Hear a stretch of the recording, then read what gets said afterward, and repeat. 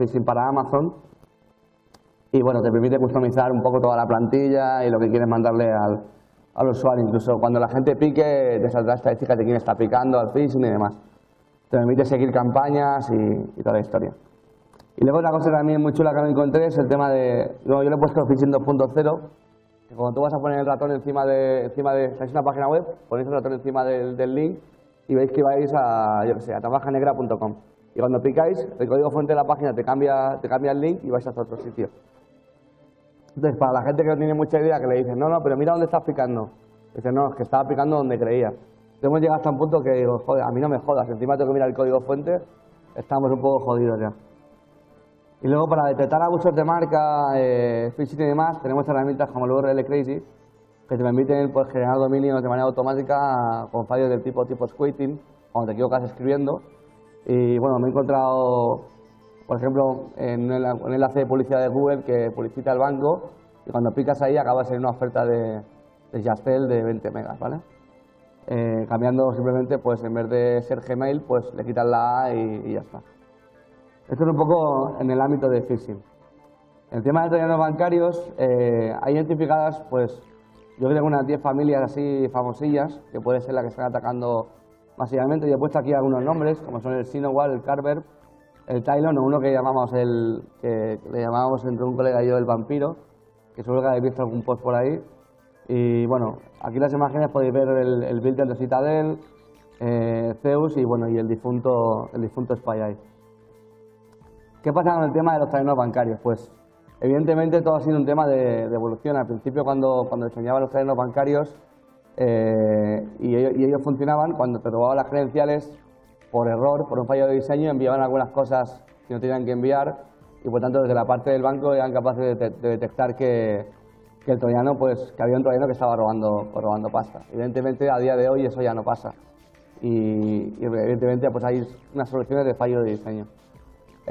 Antiguamente en los foros underground, cuando tú querías obtener un troyano bancario, lo que hacías es, el tío te preguntaba a qué banco querías infectar y entonces te entregaban directamente la configuración. O sea, tú comprabas solamente las inyecciones si es que el troyano hacía web inject y obtenías ya el troyano modificado para afectar a ese banco. A día de hoy eso ha cambiado y lo que te entregan es un builder. No les interesa a qué banco vas a atacar, tú mismo te lo guisas, tú mismo te lo comes. Pagas el kit y puedes empezar a hacer fraude. Temas de evolución. Evidentemente, con el tema de los smartphones, pues atacan a los móviles. Se han visto casos de, bueno, temas de Android no voy a hablar porque está súper copado de malware, pues se han visto casos también ya de malware subido a la App Store de Apple y bueno, cuando salga Windows Phone, pues ya veremos a ver cómo lo enfocan. Aquí tenemos un ejemplo de un troyano que estaba afectando a móviles, que como el malo no sabía qué móvil tenía que hacer, pues simplemente pues se lo preguntaba al usuario. Preguntaba el modelo, exacto, le ponía el número, le llegaba el troyano a medida. Lo tienen bastante bien montadito. Este es el caso para infectar el teléfono móvil, sirve para lo que he comentado antes, cuando vas a hacer una transacción bancaria y te piden el segundo factor de autenticación, o tienes infectado el teléfono, pues pueden pasar varias cosas. El primero es que cuando llegue el SMS tú nunca lo llegues a recibir porque se ha hecho un forward hacia el malo. Otro, que el malo te haga un flooding y te inunde el teléfono y tú nunca llegues a ver el código de verificación. Aunque esto sí que es verdad que sirve más para cuando el banco te avisa de que igual has hecho un pago fuera de lo habitual y por lo tanto para que tú no lo veas pues te florudean el teléfono y nunca llegarás a ver el SMS. Luego está el tema del ransomware. Esto ha causado bastantes quebraderos de cabeza a quien se le llama el amigo informático. Hemos tenido que estar desinfectando PCs desde hace ya bastante tiempo. Creo que esto suena más el virus de la policía.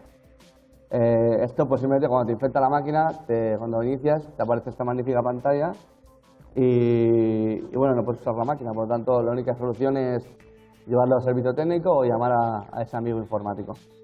Me he encontrado casos en los que me decía la gente que, bueno, me llamaba y me decía, oye, que no he hecho nada de pornografía infantil y me sale este mensaje.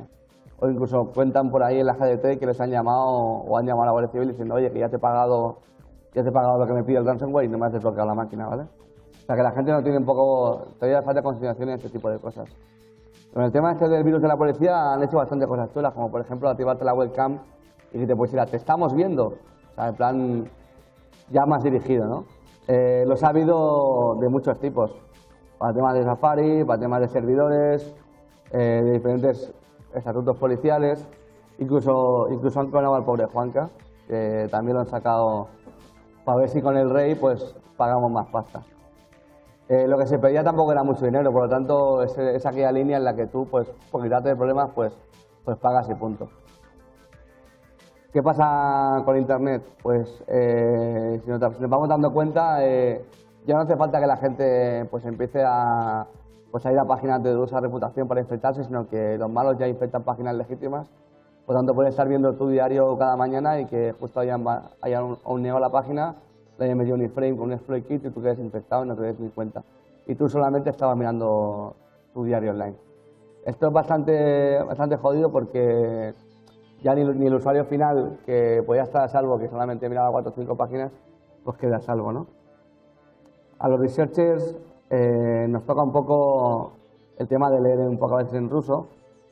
Aquí es un anuncio de un foro under donde se vendía un exploit kit y bueno, que sepáis que la peña que se dedica al tema de crime pues está detrás de este tipo de paneles para poder explotarlo y sacar qué vulnerabilidades están afectando. Pensad que la gente que hace los exploit kits está todo el día metiendo las últimas vulnerabilidades o 0 days que van encontrando para poder infectar a los usuarios. El más famosillo ahora mismo que está, yo creo que ha sido el más famoso de 2012, es el Black Hole. La versión 1.0 habían conseguido sacar algún fallo de tipo SQL Injection o podían ver incluso estadísticas de infección al usuario. Con las nuevas versiones añadieron mejoras, porque incluso la URL donde el usuario se infectaba la hicieron dinámica, no podías acceder al exploit kit a través de una red Tor, por ejemplo, podías bloquearlo y bueno, había añadido mejoras. Con el tema de ahora que hablo de mejoras, con el tema de los troyanos, cuando te infecta la máquina y mandas los datos al panel, evidentemente tienen un equipo de developers, pero no es un core así muy fuerte, a menos al principio, que podían hacer un panel totalmente seguro y por lo tanto podías atacar al panel y obtener acceso adentro y sacar los datos que habían robado. Se han dado casos incluso de que en algunas versiones de SpyEye me hacía gracia porque había un fallo de SQL Injection y en las nuevas versiones, cuando hacías la de SQL Injection, te salía un dedo así, ¿sabes? Cuando habían solucionado los fallos. Quiero decir que ellos tienen muy claro que encuentran los fallos y los van explotando. Por lo tanto, intentan mejorar con las nuevas versiones que no tengan este tipo de fallos. Pero es un poco difícil porque incluso con el tema de la colaboración con las fuerzas de seguridad, sabéis que a veces pues el ISP o el dueño del hosting pues te puede dar incluso acceso al panel para sacar todo el panel de control o los datos que han robado. Por lo tanto, también es de agradecer que a veces pues hay este tipo de ayudas también. ¿Qué tenemos con un exploit kit? Pues una vez que lo instalamos, creamos la muestra con la que vamos a infectar al usuario. Bien puede ser un dropper que luego baja otra muestra bancaria, o bien puede ser la muestra final. Tenemos estadísticas de quién ha aplicado quién ha sido víctima de esa infección. Para el tema de distribuir la muestra, pues realizan campañas en las que incluso juntan software legítimo con esta muestra para que quede infectado, o hacen software parecido. Para la gente que busca programas de tipo comercial, lo cuelgan en algún foro y te cuelgan el programa de pago y el keygen o el crack te pone la muestra y quedas infectado. Hay mucha gente que no lo sabe y cuando busca puede hacer piratería, pues queda infectado con este tipo de muestras. Con el tema de que tengáis un antivirus es necesario, pero ya sabéis que hoy en día con el tema de hacer un crypter o lo que sea que te oculte la muestra de antivirus, pues no va a ser detectado. Si tienes alguno basado en comportamiento, pues igual tenéis suerte y os funciona. También es verdad que se ha visto en sus rutinas del malware, una vez que infecta la máquina es capaz de hacer un kill del proceso del antivirus y por lo tanto quedará incluso desinstalado o lo que sea. O el tema de los fake antivirus también, que te bajas el antivirus que parece ser el Ponda 2000, ¿no? Y te bajas ahí el Ponda y te instalas y en realidad pues te pide, si te tienes tantos problemas en el ordenador, ¿quieres fixearlo? Sí. Pues instálate esto y te sigue reinfectando, ¿vale? Entonces, bueno, como he comentado antes, los malos van comprando nuevos 0 days y tal y lo van añadiendo a los kits de explotación, ¿vale? Entonces, bueno, básicamente puede pasar algo parecido a esto. ¿Vale? ¿Qué quiere decir con esto? Que a veces se han dado casos en los que han tenido varios 0 days, por ejemplo, que explotaban una unidad de Java, y esa unidad de Java cuando la explotaban crasheaba el navegador, por lo tanto no funcionaba bien. Entonces han ido readaptando ese 0 day o simplemente no utilizarlo, y utilizar alguno que sí que dejara estable el navegador y pudiera infectarse bien. Esto es un ejemplo de la herramienta Fidel, que va muy bien para analizar los exploit kits, porque te hace un traceo de todo lo que está bajando y demás. Incluso con este software son capaces de identificar qué tipo de 0 day está explotando el exploit kit en la máquina. Es súper usado si no lo conocéis, es súper usado y tal. Como he comentado, los researchers analizan los exploit kits y publican los resultados por ahí. Hoy en día todo el mundo está metido en los foros under, cuando sale algún exploit kit nuevo lo analizan. Pues son capaces de encontrar los paneles o bien están metidos en el foro sin que nadie lo sepa y son capaces de analizar el exploit kit y saber, como he comentado, la unidad que explota. Eso va muy bien porque cuando descubre la vulnerabilidad reporta a los fabricantes de software y publica los parches. Entonces, bueno, esto es lo que pasaría con un fallo ya solucionado.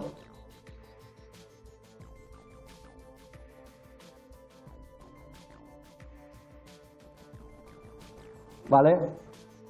Pues como veis, por mucho que tengas el fallo, no hay manera de explotarlo, ¿vale? Evidentemente, bueno, ya está. Evidentemente los malos también provocan mejoras. Y como comentaba en la versión primera de Black Hole, pues habían fallos conocidos, el tema de las estadísticas o incluso inyecciones SQL, y ya con las nuevas versiones pues mejoraron todo aquello, incluso la infraestructura que hay por detrás, que muchas veces ni te la imaginas, lo que tienen por detrás montado. Entonces, algunos de los fallos, alguna de las mejoras que incorporaron, como comentaba antes, es el tema de, a base de un filtro de ratón, poder protegerse de que nadie desde la red Tor acceda al exploit kit, que es ampliamente usado por los researchers.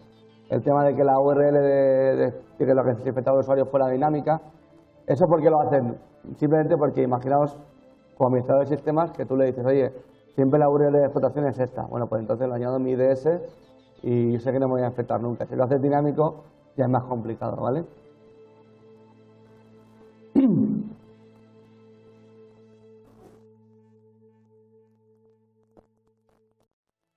Salen cada día millones de muestras de malware, ¿vale? Es casi imposible poder procesarlo todo y sacar afectación o saber qué es cada muestra. Evidentemente, las empresas tienen ya procesos automatizados para la descarga de muestras y procesados en algún tipo de sandbox o proceso automatizado, ¿vale? Pero solo hay que ver la gente de VirusShare, por ejemplo, que cuelga torrents de 60, 80 gigas de malware, ¿vale? Entonces ya digo, es súper difícil decir, lo tengo todo, ¿sabes? Complicadísimo. Encima, a veces me da la sensación de que ponen al analista a hacer un versus contra malware, porque le van haciendo cada vez más mejoras, que cada vez tienes que montar un escenario distinto para poder analizar la muestra. Estas son algunas de las sandbox que hay online. La conocida VirusTotal, creo que casi todo el mundo de aquí la debe conocer. GFI Sandbox también tiene la suya. CTExpert también tiene la suya. Y luego los malos, porque cuando subís una muestra de VirusTotal, esta es enviada a las casas de antivirus, ¿no? Entonces, los malos también tienen su propia sandbox, que es VirTest, que además me comentan que está ya un poco de capa caída. Bueno, los malos suben su muestra ahí y es capaz, con los motores de antivirus que ellos tienen, capaz de saber si la muestra pues, tiene un alto ratio de detección o no. ¿Cómo puede funcionar una sandbox? Pues, por ejemplo, si ponemos el ejemplo de un proyecto open source como es Cuco, pues tenemos la máquina donde analizamos las muestras. Está dimensionado porque puedes mandar varias muestras y Cuco hace el balanceo de dónde mandar a la muestra a analizar por si están analizando muchas muestras diariamente.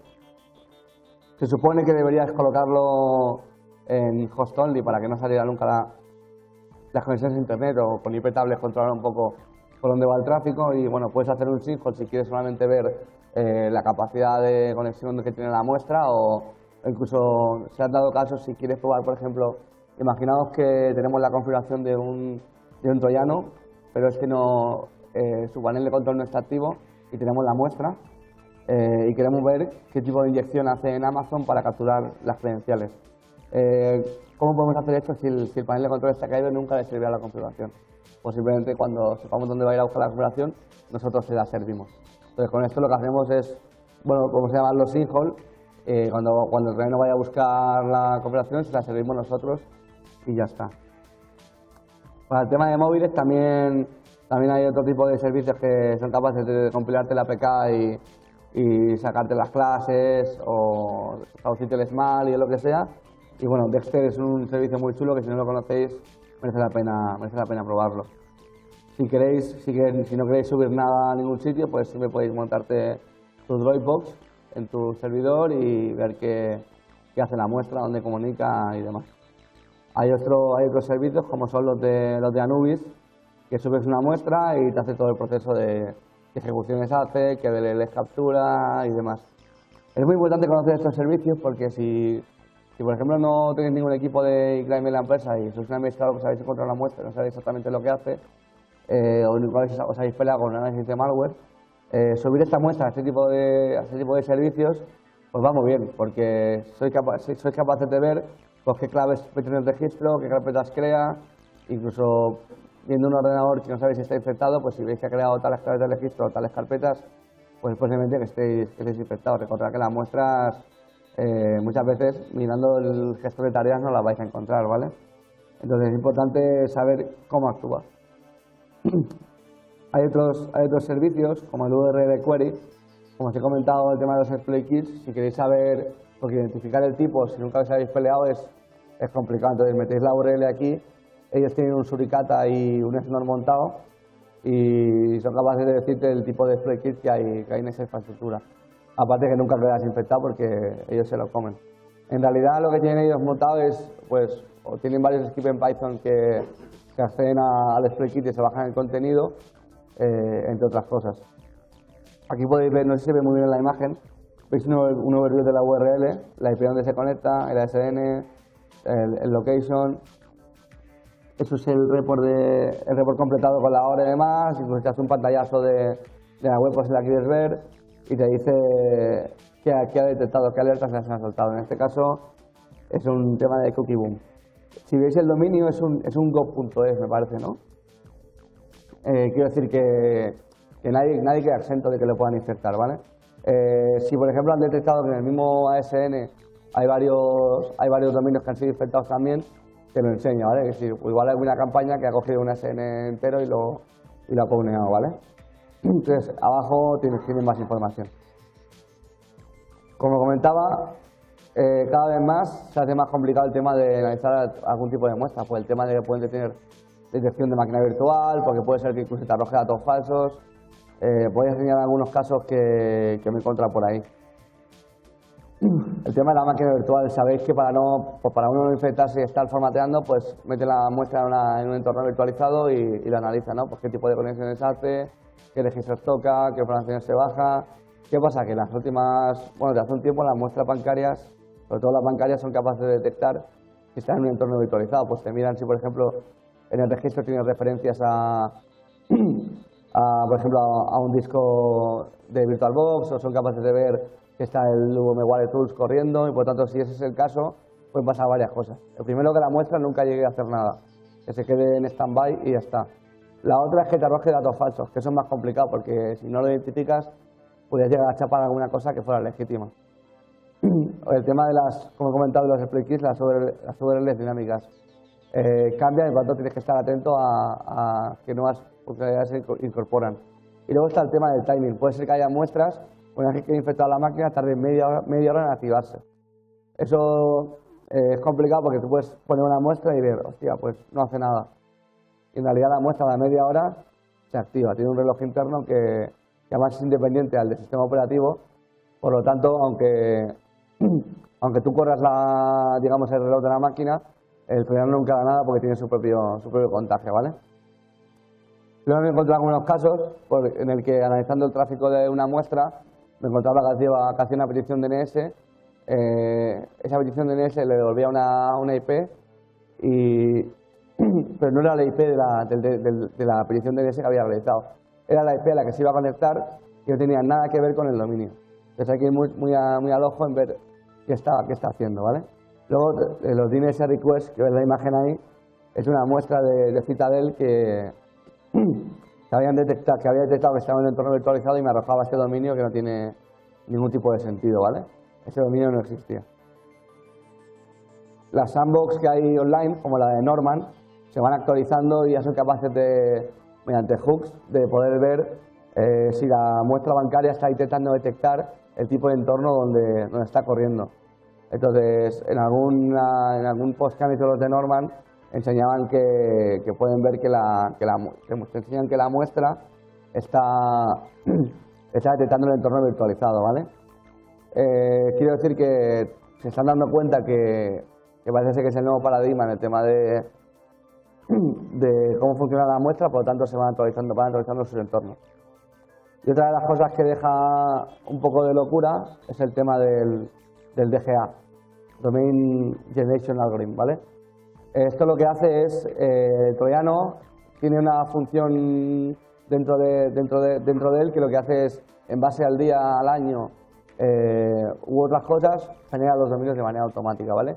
Solamente el malo sabrá qué día querrá recuperar su botnet o querrá recuperar los datos robados. Por lo tanto, cuando te encuentras una muestra que tiene DGA, es muy importante poder petar el DGA y poder sacar todos los dominios que va a generar hasta final de año.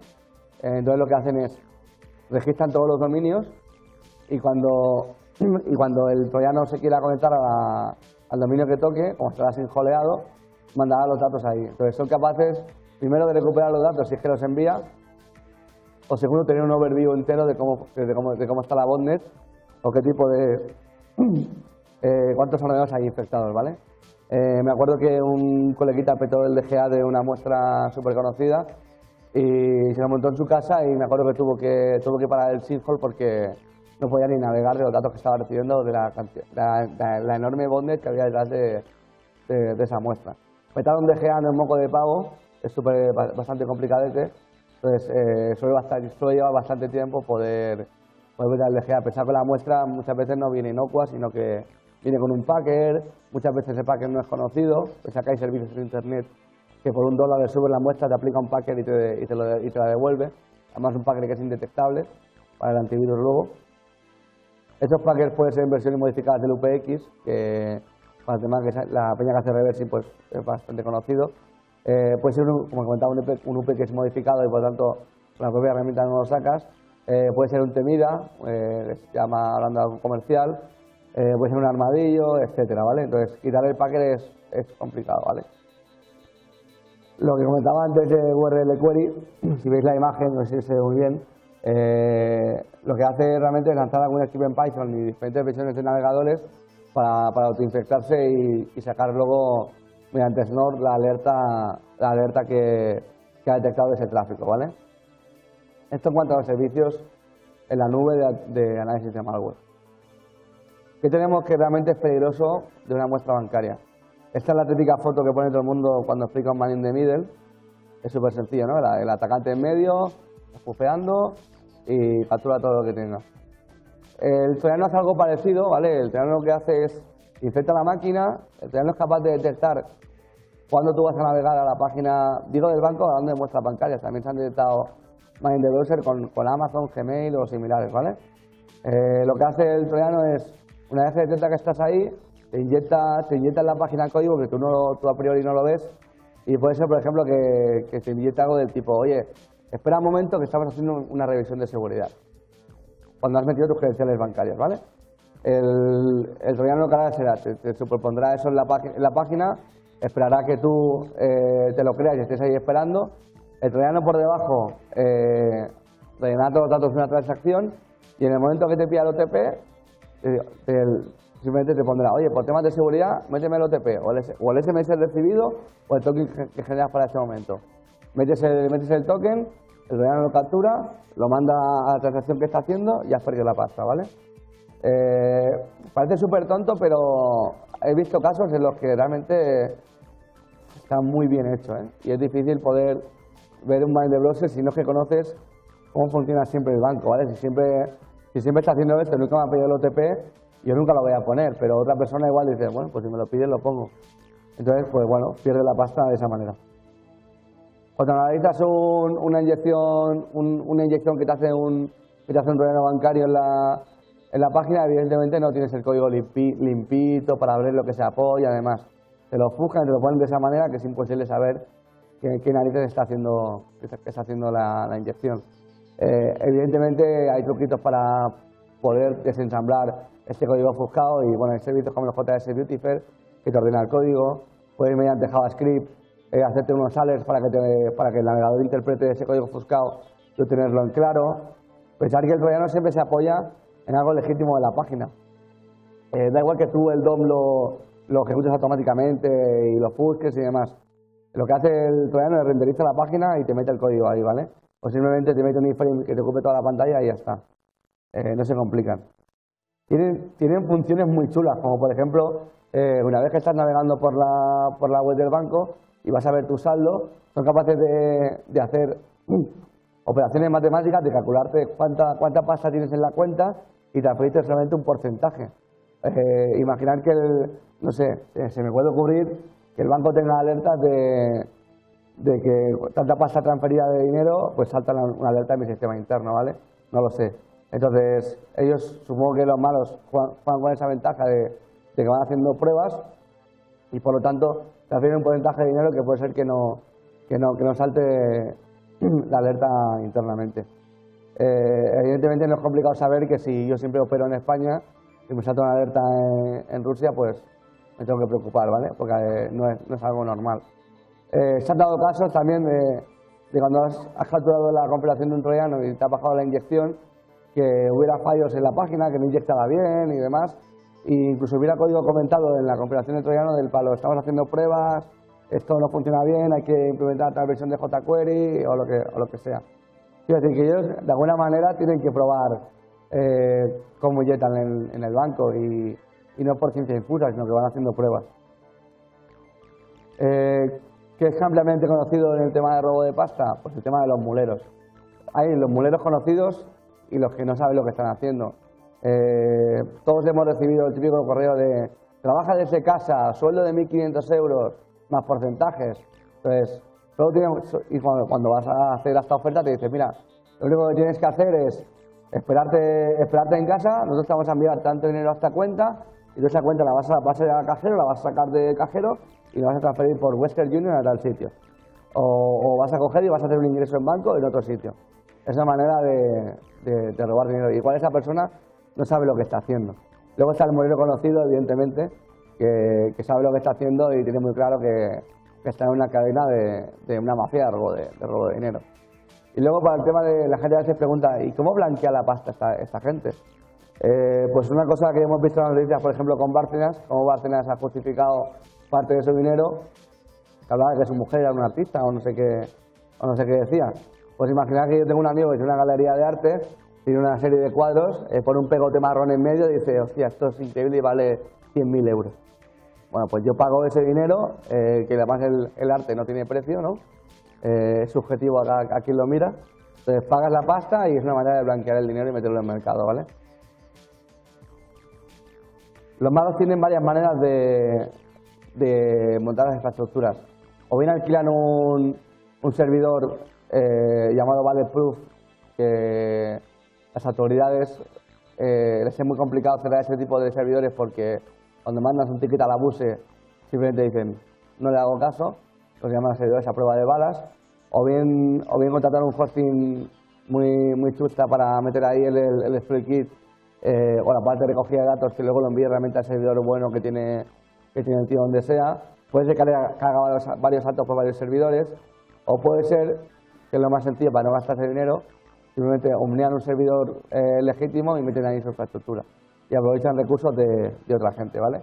Además, se dan cuenta de sorpresa, estaba analizando un caso de malware y en un path donde estaba enviando todavía los datos, intentando un poco hacer pass transversal y mirar qué más de directores había, funcionando el servidor y tal, había una shell subida, ¿sabes? Se la habían dejado ahí.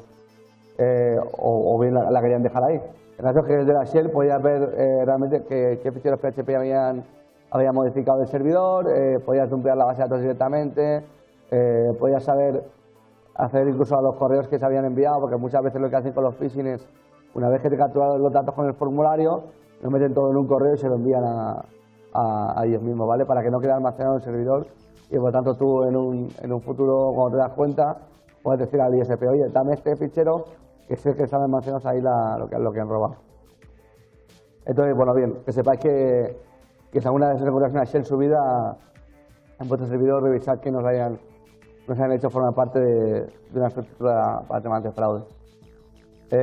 Luego, otra cosa chula que me he encontrado por ahí es, revisando la inyección de un troyano, mirabas el código fuente y si hacías un diffing con el original, te encontrabas 3 ficheros JavaScript que esa página te estaba sirviendo, ¿no? Y cuando tú mirabas de dónde te venían esos JavaScript, si por ejemplo la página infectada fuera navaja negra, de donde parecía que te estaba sirviendo el JavaScript era navajanegra.com / 2.80 un puerto diferente, / no sé qué, / no sé cuánto y el script. Y dices, bueno, si esto me lo sirve navaja negra es que es legítimo. Pero no, cogiéndose ese código y mirando justamente el JavaScript, veía realmente que eso lo estaba poniendo el troyano, pero te hacía creer a ti el código fuente que realmente lo estaba sirviendo en la página original, ¿vale? Luego también me he encontrado casos que incluso imaginaos que siempre te sirve, por ejemplo, te sirve la primera inyección desde un sitio, te sirve la segunda desde otro sitio que siempre la identificas, y el tercero es un enlace dinámico creado en ese momento. Entonces es muy complicado, a veces puedo llegar a tener la configuración de un troyano o lo que sea. Y luego para el tema de hacer estudio de cómo realmente pues hay ataques, todo el mundo sabe que hay ataques automatizados por internet, que pones tu servidor en internet, no se lo has dicho a nadie y ya estás recibiendo ataques, ¿vale? Y si dejas el usuario por defecto, el puerto SSH por defecto, estás todo el día recibiendo, que te están dando cera todo el día, ¿vale? Entonces hay proyectos como el Kipo que te simulan que ser un servicio SSH, incluso modificando un poco la compilación, que la gente, según ya os meteos a fondo con Kipo, porque podéis hacer incluso que el usuario llegue a hacer, o sea que el malo llegue a hacer login en Kipo y sea capaz de ver cómo el tío está navegando por los directorios internos, intenta subirse una shell, intenta instalarse, por ejemplo, imaginaos que no tiene sudo y quiere hacer sudo, pues instala el sudo y ya está, ¿vale? Aquí podéis ver algunas estadísticas, los usuarios más usados, qué tipo de URLs ha usado, porque imaginaos que tiene un binario SSH modificado para que almacene las contraseñas. Pues se lo baja, lo compila y lo instala en el sistema operativo, ¿vale? Y modifica el original. O mete un rootkit o lo que sea. Entonces, puedes ver un poco qué estructura maneja. Luego hay otros proyectos como el Dionaea, que también está muy bien porque te simula ser varios servicios vulnerables y por lo tanto te encuentras casos que vas a la carpeta de binarios y te encuentras ahí binarios que te han subido porque el malo pensaba que igual tenías un directorio compartido de Samba y explotando alguna vulnerabilidad te ha subido ahí el binario y te lo ha dejado ahí. Como en realidad es un sistema Unix y no funcionan los exe, pues te encuentras ahí el binario y puedes encontrar a veces cosas bastante chulas. Y además, viendo todo en un frontend es mucho más bonito, ¿vale? Y bueno, luego tienes un mapa de ataques de dónde te vienen, de dónde están atacando realmente. Si quieres hacer luego la parte de informes o lo que sea, pues es mucho mejor. Y ya está. Si quieres hacer alguna pregunta o...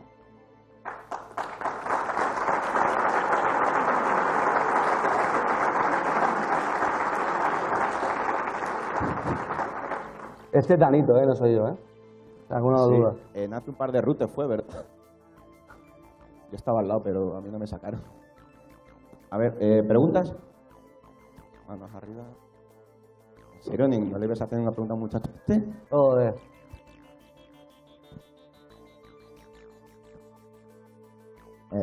Buenas, nada, preguntarte esto de la página web que has dicho de los 2 puntos y un puerto, ¿cómo lo hacen realmente? Pues realmente lo que meten detrás es por ejemplo, tú puedes tener tu Apache en el puerto 80 y te puedes meter un Nginx en otro puerto y que esté sirviendo desde ahí el fichero de configuración, por ejemplo. ¿Más? Ah, pues dale otro aplauso al chiquillo.